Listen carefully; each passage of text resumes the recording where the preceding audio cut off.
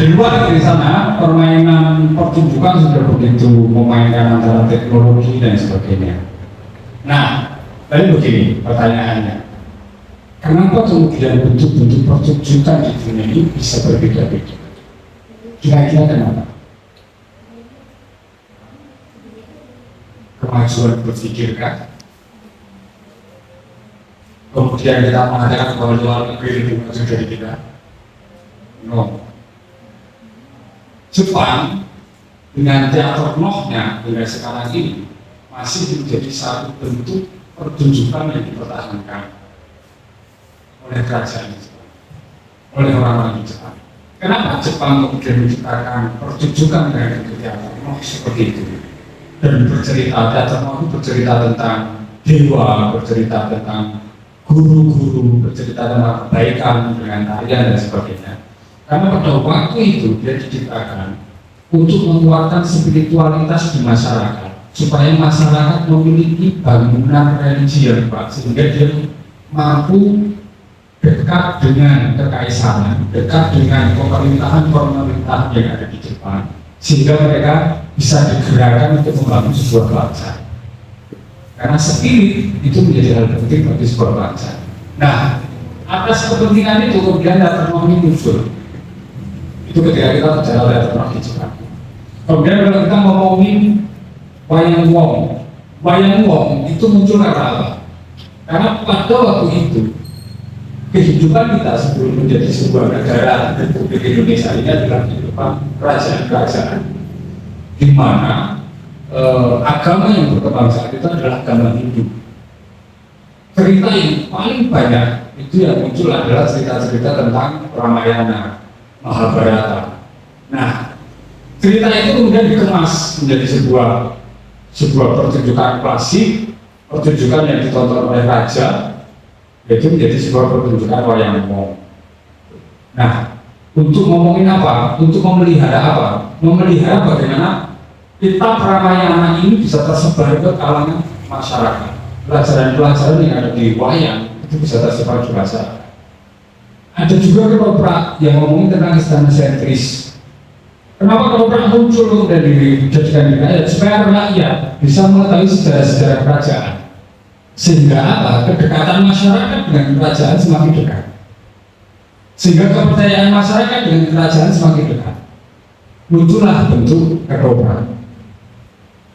Oke ya, artinya apa? Setiap pertunjukan selalu memiliki kepentingan.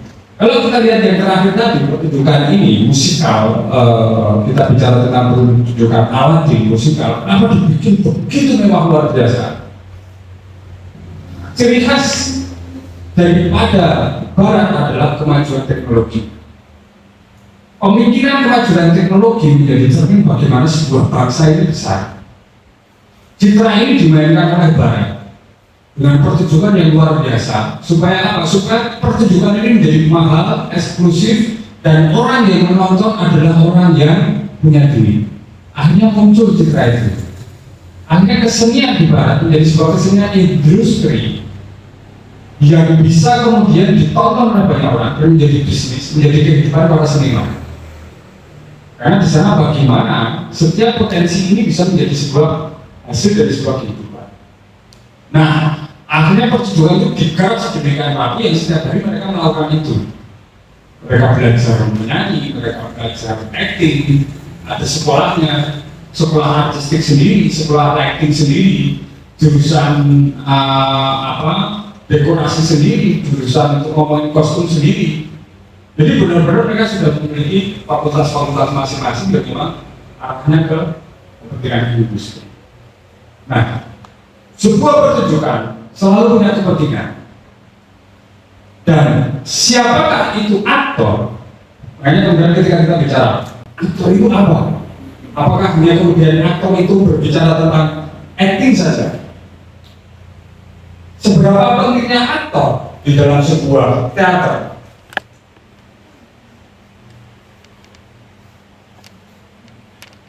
Ketika sebuah pertunjukan punya kepentingan, maka aktor inilah yang menyampaikan kepentingan. Bagi saya, aktor adalah penyampai pesan.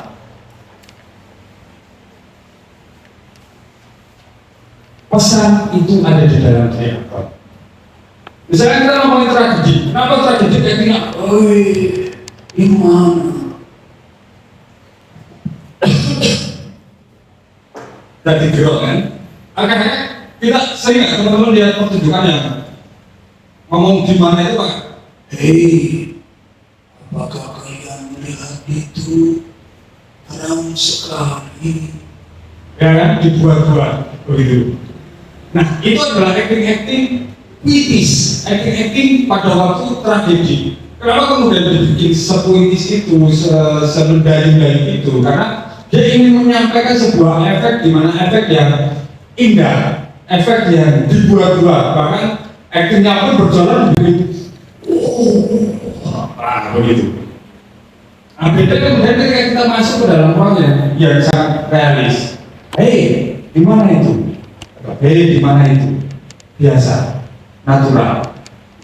Nah, kenapa kemudian aktor harus memahami sebuah gaya-gaya pertunjukan atau apapun itu? Fungsinya adalah karena aktor ini ingin menyampaikan pesan.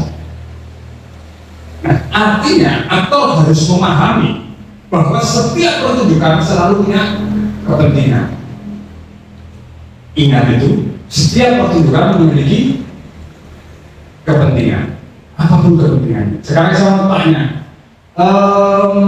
pernah nonton ketoprak? Oke. Cerita apa Mas yang pernah ditonton? Lupa Mas. Oke, lupa. Pernah nonton, siapa pernah nonton ketoprak? Belum pernah.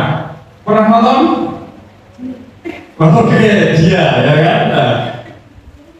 Atau pernah nonton wayang Wong? Belum. Ramayana. Pernah nonton? Cerita apa? Rama dan Sinta. Oke, Rama dan Sinta. Punya kepentingan nggak ngomongin Rama dan Sinta? Punya. Nah, problematika yang terjadi sekarang adalah kita mengkonsumsi banyak kepentingan masa lalu, tapi kita tidak tahu. Setiap bagian dari diri teman-teman punya nggak kalian ciri khas dan identitas masing-masing? Kira-kira di sekeliling kalian itu banyak nggak hal yang ingin disampaikan dalam pertunjukan? Misalnya Mas Husen tinggal di mana? Dayakan. Pekerjaannya apa? Percetaan. Suka ngarit? Punya kambing? Punya peternakan, dia punya latar sosial tentang ternak, tentang kambing, tentang apa. Tiba-tiba kemudian dihadirkan pertunjukan, jebret, dia suruh berbicara tentang sesuatu hal yang di luar itu. Kira-kira dia harus belajar lagi nggak? Ya. Tapi kemudian ketika saya menjadi Mas Husen, ketika saya punya latar belakang yang luar biasa itu, ada ternak, ada apa, dia punya kepentingan nggak dalam hidupnya? Kenapa dia tidak membincangkan tentang ternak dia menjadi sebuah pertunjukan yang dia pahami?